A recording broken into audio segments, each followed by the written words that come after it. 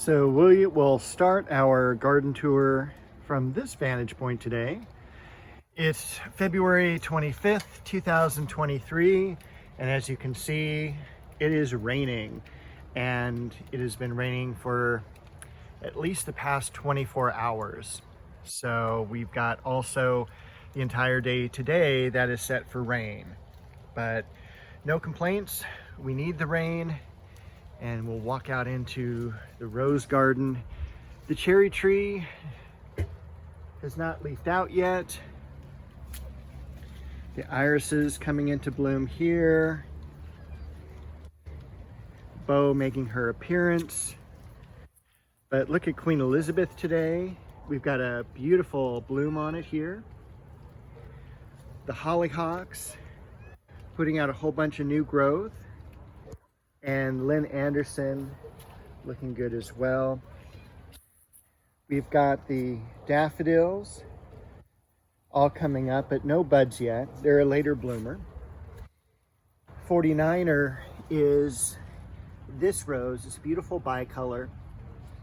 It's budding up already as well, and there's a couple buds on Duet over here.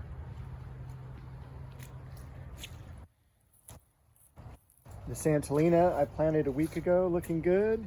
There hasn't been a whole lot new planted this week because the weather's been pretty crummy.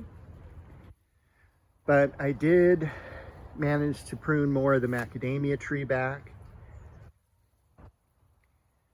And even though it's just been a week, look at how much those delphiniums have grown.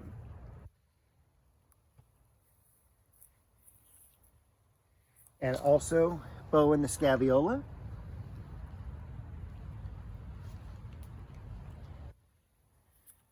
Again, I can't tell you how excited I am to see this twig leaf out and bloom. This is the mock orange, the true Eastern Coast mock orange, the Philadelphus.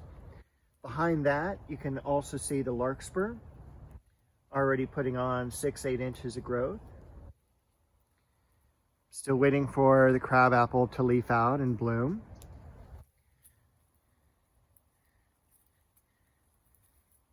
Not sure if I had planted the other grass last week. Also a few more foxglove around this area.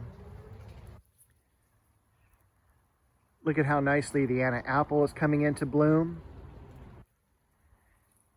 And since we don't have the sun in our eyes today, I've almost got the entire macadamia tree pruned back. Over on this side here, the apricot, still waiting for that to leaf out. Even though we've had some really chilly nights, the Arabian jasmine is still holding its own. Nights have been in the low 40s and days in the 50s this week. We won't even see 60 degrees, I think, until Thursday. So we've got another 5 days of cold weather. Very unseasonable for Southern California, but look at the Cecile Bruner climber. It's definitely leafing out very, very well. And I will tell you, this has been a fantastic climbing rose. And when you see it in full bloom in a few weeks, it will be amazing to see. Thousands of blooms. Genetic dwarf peach and nectarine. Those also have some beautiful double flowers.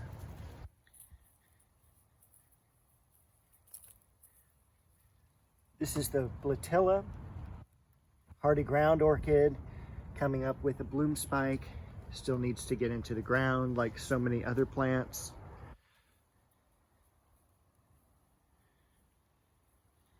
We did have some growth on the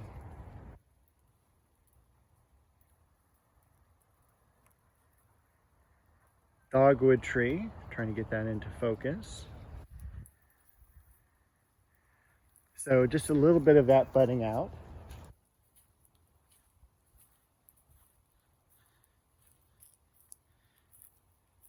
The pond with actually some water in it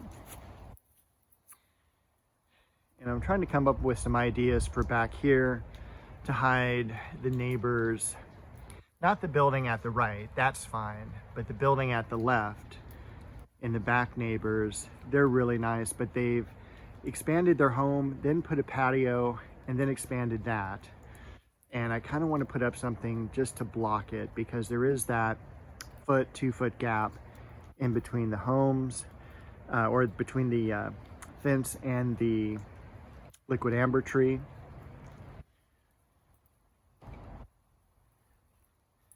Ivy is gonna be cut back as soon as we get a warm day. We do have some blooms on the hyacinth. You know, something that doesn't naturalize here in Southern California, but so I can't complain. Otherwise, the flower should be a lot fuller. That one's showing some blooms as well. The daffodils, sadly, have taken a really bad beating in this rain. The osteo here, the African daisy, the double purple, that is still holding up well. I was hoping a little bit of growth off of the double yellow, but I cut that back severely, only because it's been in a container for about 9 months from when I bought it. The heliotrope in the back, still looking pretty good. And then the pomegranate leafing out. I was really excited with the columbine coming up. And this one is transplanted from actually where we saw the pond water. So I'm glad I moved that. Carnation. We do have a few of these coming up. This is just a small narcissus flower, but those come up every year. Nothing to write home about on those, unfortunately. I was hoping they would do better.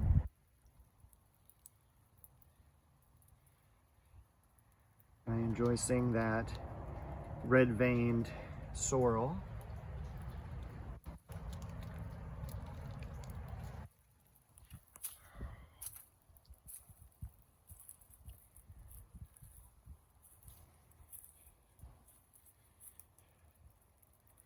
The regular Pittosporum mock orange. The daylily. Lots of oxalis, and of course the flowers are closed because there's no sun. But here we do have some osteos. They've been in the ground about 3 years, but I've been really pleased with how many blooms that are on them. You can kind of see all the buds. There must be 20-30 buds on that plant. And I definitely need to get in and clean. We'll take a look at the lavender. The lavender's looking beautiful. You can see the society garlic has grown about 1 inch since it was cut back 2 weeks ago. The pink breath of heaven. And finally, the tulip tree is still hanging in there, but unfortunately it is getting a little beaten down by the rain, and also the new growth is coming out. So that is everything for this week. I'll see you next week with another video.